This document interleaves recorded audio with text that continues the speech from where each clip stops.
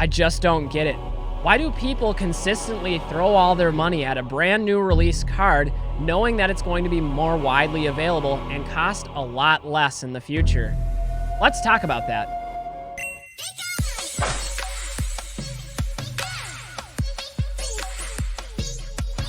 Hey everybody, what's up from Pokemon Classics, reminding you all that the classics never go out of style. You know, there are plenty of things that simply don't make sense about Pokemon investing, and one of those things above all others is early release hype. We're talking about when a new set comes out and certain chase cards are massively bull run to the moon, only to come crashing back down later on. Nowhere before have we seen that more prevalent than with the Pikachu EX card from Surging Sparks, the most recent set to hit the market. And this is one of those stupid terastallized hat Pokemon. Maybe you guys enjoy that gimmick, but I find it a little bit off-putting and disingenuous when thinking about Pokemon in more of the classical sense, and I am Pokemon Classics after all. But what we have seen with this card is an astronomical price point for both raw cards and graded copies of this card, with some of the raw cards selling for multiple $100s and PSA 10s right now going for thousands, yes, thousands of dollars.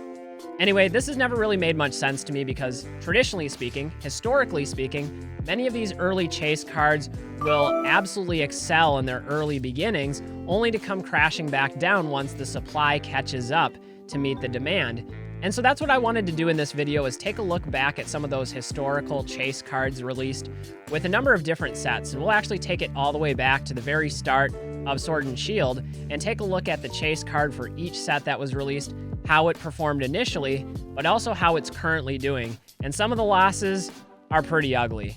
Anyway, I invite you guys to join me to take a look at the rise and fall of early release hype in this video. Let's roll into it. All right, so we'll kick things off by going all the way back to 2020 with the release of Sword and Shield Base, and the Marnie Full Art card was the chase card for this set, and early on in its release history, it was selling for $468 in a PSA 10. By the way, all of these are PSA 10 prices today, but similar trends can be found with other grades and even the raw cards. Anyway, currently today, all these years later, this card is selling for $76, and that represents about an 84% loss on its initial value.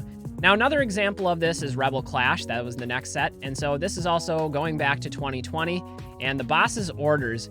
Pretty cool card. You've got Giovanni there on the front posing for the camera, and early on, this card was selling for about $160, and it retraced back to $70 where it's selling for today. Now, this isn't anywhere near as significant, but this still represents an over 50% loss. It's about 56% to be exact. Now, if we bounce ahead to one set later, Darkness Ablaze, that's when we have the Charizard VMAX, and this card has seen a much more notable loss. When this card first came out, it was all the rage, and it was selling for $850 in a PSA 10. Today, this card in a PSA 10 is going for about $65. Now, if we do the math here, that's a massive loss of over 90%. That's about a 92.5% loss on its initial value.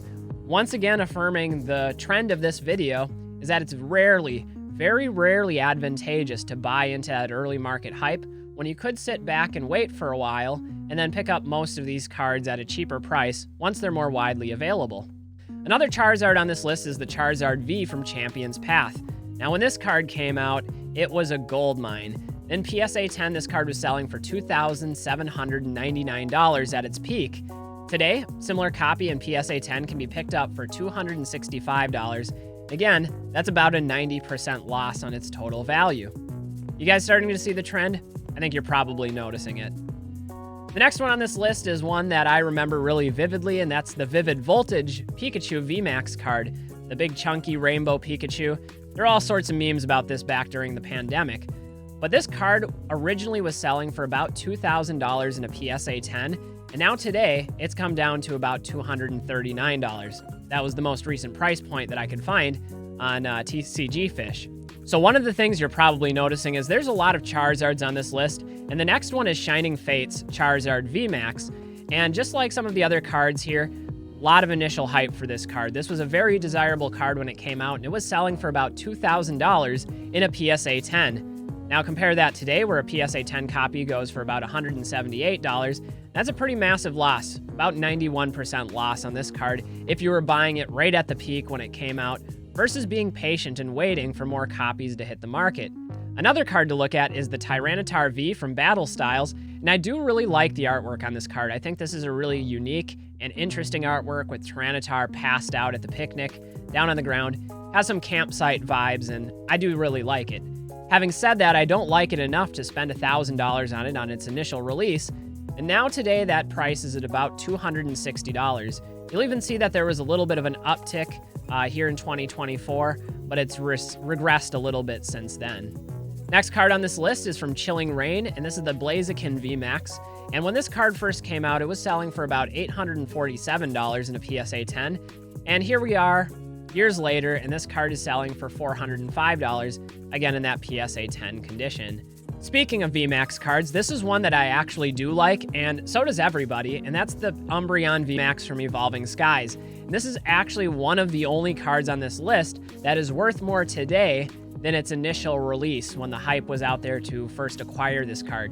Having said that, this card when it first came out was $1,050 in a PSA 10, and now today this card is selling consistently for $1,400 and above at times, depending on which auction platform and which copy we're looking at. But this card is doing pretty well. It's gained 33% since its release a few years ago, and like I said, it's one of the unique cards on this list that's actually doing better after its initial release. Next one on this list is from Celebrations. This is a set I love. I like the classics, and so having the revisitations of these classic collection cards was kind of cool, and opening it was a really fun set to open. This Charizard, though, when it first came out in a PSA 10, was selling for $2,500, and that's a ridiculous price that's totally unwarranted for this reprint of the base set Charizard. Today, this card's selling for about $184, and there are so many copies of this available on the market that it's hard to think back to a time when this was selling for over four figures. Next one on this list is from Fusion Strike, and this is another one of the few examples of a card that's selling for more today than it was at its release. When this card came out at its release in a PSA 10, it was selling for about $650. Today, it's gone up to about $673, which really isn't a big gain. That's only about 3%, 3.5% maybe, but it is slightly ahead of where it once was. The next card on this list is another Charizard. This is the Charizard V from Brilliant Stars, and when this card was released, it was about $1,000 in a PSA 10. Trike that over to today, about 2 years later, a little bit more than two, maybe 2.5 years later, and this card's now selling for $270 in a PSA 10, representing a 73% loss on its initial value. Another one that we have, and this is one that Opossum Bud talked about in his video, is the Astral Radiance Machamp V. Now this card is a weird looking card. Machamp is out there running errands. He's helping everybody out with those four arms of his. When this card was first released in a PSA 10, it was selling for about $650, and here we are today in 2024, going into 2025, we're almost there, for $285. So this one, once again, is more than a 50% loss. This time it's about 56%. Next card on this list is from Pokemon Go, a set that was a massive disappointment, especially to the Pokemon Go players out there that are also collectors of the TCG. But the Mewtwo V-Star card, when it was first released, was selling for about $335 in a PSA 10. Compare that to today, where this card is going for about $74, and that's a 78% loss on its initial value. This is another card that I think looks kind of cool. It's a little bit too busy for me personally, but I do like the effort and the uniqueness that was placed into the artwork here. When this card was first released in a PSA 10, it was selling for about $985, and despite some ebbs and flows with this card, which really has been all over the place, this card is currently selling for $665 in a PSA 10. This one reminds me a lot of the Gyarados, the Shining Gyarados from Neo Revelation, where the guy is on the boat and Shining Gyarados is in the background. I love this card. I think this is a really good looking one. What I don't like is the original price point. I would not have paid $995 for this card. And as we've seen, it's retraced just like almost every card on this list, and it's currently selling for $385 in a PSA 10. So once again, demonstrating that a little bit of patience can save a lot of money in the long run. Next one is from Crown Zenith. This is the last set from the Sword and Shield era, and this is the Giratina V-Star card. And when this card first released in PSA 10, it was selling for $555.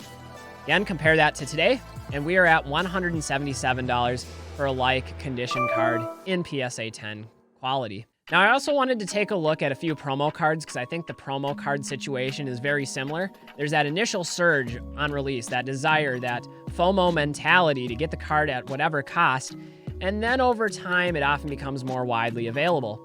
One card that we've seen follow this trend is the Pikachu with gray felt hat, the Van Gogh Pikachu. And when this card came out, everybody wanted it, and it was an absolute melee for it. This card was $770 in a PSA 10, and today it has been going up a little bit since the summer months, and it's currently selling for about $280, which is still down about 64% from where it was at its initial release.